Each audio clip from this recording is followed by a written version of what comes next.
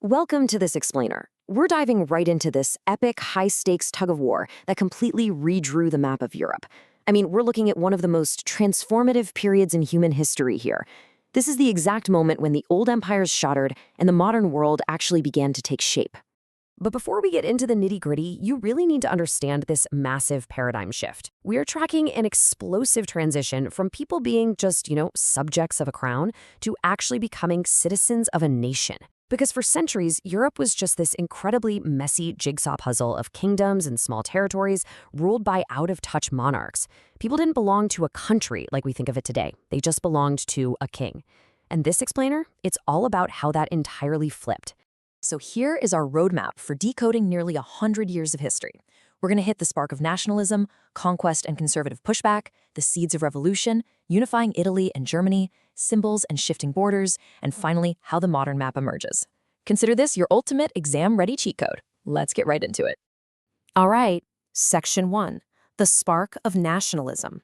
Let's look at the actual moment that blew up the old world order. Okay, so everything starts with nationalism. Now, I know it sounds totally basic to us today, but back then, this was a wildly revolutionary concept. It totally replaced that chaotic jigsaw puzzle of European kingdoms we just talked about with a brand new psychological framework. It's that profound, deeply rooted feeling of actually belonging to a cohesive nation, rather than just happening to live on a random piece of land owned by some royal family. But here's the thing, you can't just draw a line on a map and call it a day. There is a very specific checklist of ingredients you need to actually bind a group of people together into a single unified nation. You need a common culture, a shared history, a common language, and, honestly, most importantly, a collective desire for political unity. When you get those four elements aligning perfectly, that's when you have the real recipe for a modern nation-state. So where did this recipe actually first get cooked up? Well, the French Revolution in 1789 was absolutely the spark that lit the match. It forged the first true sense of collective identity, all based on this incredibly radical idea that absolute power, sovereignty, belongs to the people, not the king. They brought in liberty, equality, fraternity. They scrapped those outdated feudal privileges. And honestly, on a purely practical level, they just created uniform laws and standard weights and measures. Suddenly, everyone in France was playing by the exact same rules, which heavily reinforced that brand new shared identity. Moving into Section 2, conquest and conservative pushback. Let's look at how these explosive ideas actually spread and the massive, massive resistance they triggered. Enter Napoleon Bonaparte. He takes these revolutionary French ideas and just exports them all across Europe. Through the Napoleonic Code in 1804, he laid down equality before the law, secured property rights, and officially ended feudalism wherever he went. But here is the grand irony of the whole thing. Napoleon spread these unifying ideas as a conqueror, so his aggressive control accidentally fueled even more nationalism among the people he conquered because they started uniting purely to resist him. Which brings us to a crucial question. What exactly does the old empire do when faced with this massive existential threat? Once Napoleon is finally out of the picture, the traditional monarchs of Europe are staring down a populace that has tasted liberty, equality, and national identity. So how do they respond? Well, they literally try to hit the undo button. In 1815, the conservative powers meet at the Congress of Vienna, spearheaded by Clemens von Metternich.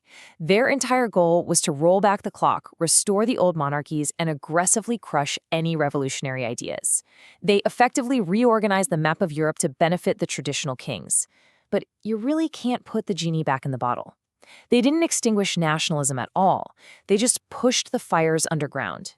All right, Section 3, the seeds of revolution. Because as we're about to see, you simply cannot kill an idea whose time has come. The main intellectual weapon against those conservative kings was liberalism. Now, in the 19th century, liberalism meant something very specific.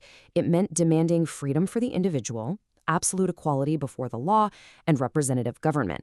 And this was championed mainly by the bourgeoisie, that growing, educated middle class. They had economic power, and they absolutely refused to keep playing by the old aristocratic rules. And this ideological clash, it explodes into two massive waves of revolts. In 1830, we see the French monarchy overthrown again, and Belgium successfully fighting for its own independence. Then, boom, 1848 hits. A massive shockwave of revolts sweeps right across France, Germany, and Italy. People are literally in the streets demanding constitutions, political rights, and national unity. Now, sure, many of these mid-century revolts technically failed in their immediate goals, but they successfully planted the seeds of revolution that those conservative powers could no longer ignore. Okay, Section 4, Unifying Italy and Germany. We've actually reached the climax of our story here, where the map of Europe is violently and permanently redrawn. It is absolutely fascinating to compare the brilliant parallel unifications of Italy and Germany here. Both of them started out totally fractured. Italy was just a mess of divided states. But through the ideology of Mazzini, the smooth diplomacy of Cavour, and the military action of Garibaldi, Sardinia led the charge to unite the regions by 1861. Germany, on the other hand, was this loose group of 39 separate states. Otto von Bismarck led the charge there, unapologetically using a brutal policy of blood and iron. Through calculated wars against Denmark, Austria, and France, he essentially forced the puzzle pieces together, unifying Germany under Prussia by 1871. Moving to Section 5, Symbols and Shifting Borders. Let's explore how leaders actually made these brand new and visible borders feel deeply personal to everyday citizens. Think about it. You have this newly unified country, but how do you actually make the average person care? Well, you make nationalism emotional. Governments started heavily relying on visual symbols, striking new flags, stirring national anthems. They even used female allegories to represent the very soul of the nation. You had Marianne in France representing liberty, and Germania in Germany representing unity. By literally putting a human face on the nation, they transformed these abstract political goals into deeply emotional, relatable, and fiercely defended identities. Finally, Section 6, the modern map emerges. Let's look at the ultimate hangover of this massive transformation and the incredibly dangerous cliffhanger it leaves us with. So, nationalism successfully created unified nation-states in places like Italy and Germany, but it was a serious double-edged sword. In multi-ethnic zones like the Balkans, which was controlled by a rapidly weakening Ottoman Empire, nationalism sparked extreme, highly volatile rivalries. You had Serbs, Greeks, Bulgarians, and others living tightly packed together, and suddenly every single group wanted its own independent nation. And it was exactly these explosive tensions that directly set the stage for World War I. Calling back to our very first definition, the sheer, undeniable desire for a shared identity actually manifested as modern nation-states, totally crushing the old multi-ethnic empires like the Ottoman and Austrian empires in the process. We see a massive spread of democratic ideas, with everyday people finally demanding suffrage and representation. But inevitably, we also see drastically increased conflicts and wars because those brand new borders were fiercely contested. Before we wrap up, I want you to lock in this rapid-fire timeline showing this incredible 80-year journey. We go from the initial spark of the French Revolution in 1789 to Napoleon spreading the code in 1804, then that conservative pushback happens at Vienna in 1815, but the pressure keeps building until the major revolts of 1848, finally culminating in a unified Italy in 1861 and a unified Germany in 1871. I want to leave you with this final, incredibly provocative thought. Nationalism was absolutely the great liberator of the 19th century.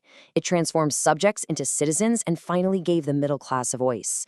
But in drawing those hard borders and constantly hyping up national pride, it also lit the very fuse for the most devastating global conflicts in human history. The exact force that built the modern map almost destroyed it just a few decades later.